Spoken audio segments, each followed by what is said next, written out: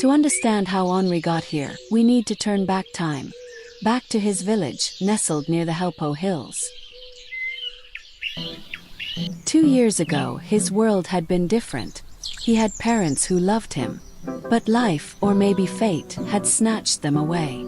Henri. Off wandering again. You left the washing half done, you useless little curse. She never missed a chance to break him down, with her voice and her words. Once a storage room, Henri had turned it into his workshop. Now, he worked tirelessly to perfect the gravity machine. But wonder quickly turned to disaster. The gravity machine sparked to life, and to fury. Henri ran, his aunt's fury echoing behind him. But before she could catch him, a blast stopped her cold. Their home was on fire. And Henri didn't look back.